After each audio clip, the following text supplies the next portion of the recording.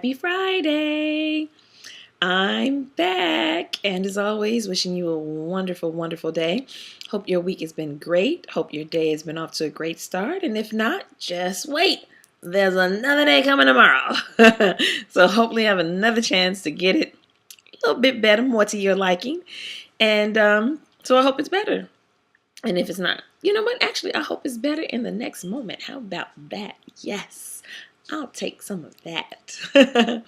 So, last week I talked about asking yourselves the questions who do they, I don't even really know who they are, but who do they say you are? Who do you say you are? And which of the two do you believe? And for me, those questions are like the litmus test of whether or not you know your worth, your self-worth.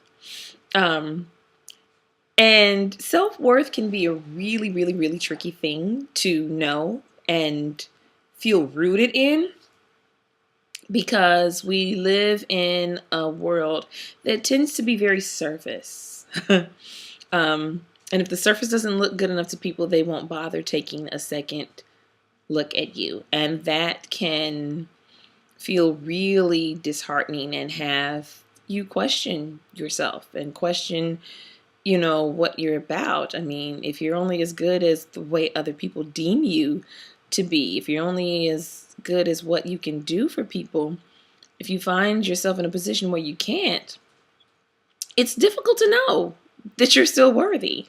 I think about my dad. Growing up with my dad, you guys know him today as Bernie Mac, and I have to remind and tell people quite often that the world didn't know him as Bernie Mac for a good portion of my life. I was in high school, well into high school, before the world was like, oh my God, Bernie Mac. Before then, he was, called, oh, that black so-and-so, told he was never going to make it. He wasn't funny, all this and that. And if he'd listened to those people, if he'd allowed those people to dictate his worth, you guys would never have the pleasure of knowing him and his delightful comedy. You guys would never know that. My dad, prior to becoming, the king of comedy, my dad drove a school bus. He worked for General Motors. He delivered bread for Wonder Bread. I think he was a mover briefly for a time. Like, he's held so many jobs.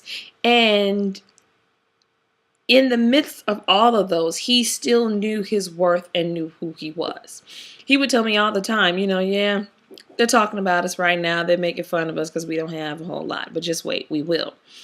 And the beautiful thing about that is not only was he correct, but even in the midst of his stardom and his fame, he didn't change. He didn't allow those things to dictate his worth because he knew his worth had nothing to do with those things.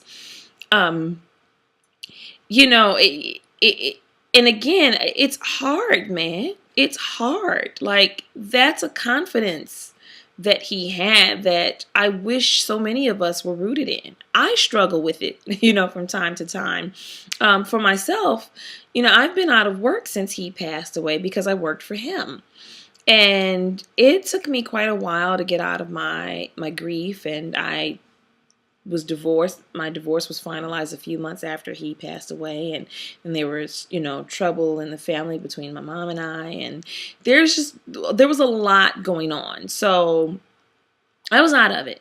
And then once I started coming out of my funk, my daughter was still a baby. She wasn't even 2 when he passed away. So I wanted to devote my time to taking care of her. And now she's older. And now I'm like, okay, well, I think I want to go back to work now. And man, it's a real eye-opener. Getting rejection letter after rejection letter after rejection letter, and knowing that I have the credentials. I have a degree in mental health counseling. So it's not like I don't have, a degree. It's not like I don't have experience. But it's, been, for whatever reason, I just have not been hired. And it's been disheartening. Like I even went to the work from home route and started trying, call centers and stuff and got rejection letters from those places. Do you know how humbling it is to get rejected by, like, say, the Hilton for a customer service call center job? But see, I have a great sense of humor because the thing that I had to remember is that my worth has nothing to do with what I do. There's nothing external that can make me worthy. I was deemed worthy the minute Spirit breathed life into me. And the same is true for you. The minute Spirit said, go forth. I'm imagining it went something like that. I don't know. But the moment that happened, that said, we are worthy. So there's nothing that can take that away from you. The CEO of the company is no more worthy than the janitor. Don't believe me? Let the janitor quit doing his job. Don't nobody want to work in no nasty office. Somebody got to clean it. And it doesn't mean, even though I know that there are people in the world who would demean you for being the janitor is just as worthy. There's no difference between the janitor and the CEO except possibly job, title, opportunity, and basic external circumstances. That's it. That's all that separates. And that's really humbling. It's really humbling to me, and it's a beautiful thing. It's really a beautiful thing. I know it's not something that's stressed in the world that we live in, but I find that so beautiful and awesome because that tells me that we all have a purpose. We all are here for something. You are here because there's something you're meant to do, and you're the only one who can do it the way that you can do it. I'm sure I haven't said anything that you probably haven't said before, that you probably haven't heard before.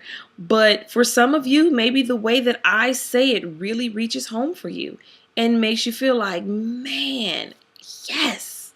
And you'll never forget it. I'm sure there are people in the world who didn't find my dad funny. I don't know who they could possibly be. No, I'm just kidding. Just kidding. Personal taste. So comedy's purely subjective. But for the people who found him funny, oh my gosh, laughter can soothe even the most savage beast.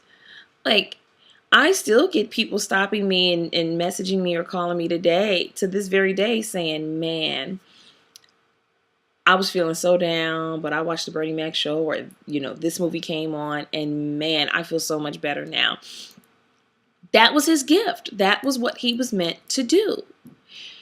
And we each have that thing. Maybe you don't know what it is yet, and that's okay. Because you know what? Your worth isn't dependent on you knowing it. It's not. Your worth isn't dependent on what you look like. Look, let me tell you something. There's no clothing size, no neighborhood, no degree, no car, no title, no man, no woman, no relationship, no nothing. Nothing that can make you unworthy. You are worthy simply because you are. Let me repeat that again. You are worthy simply because you are.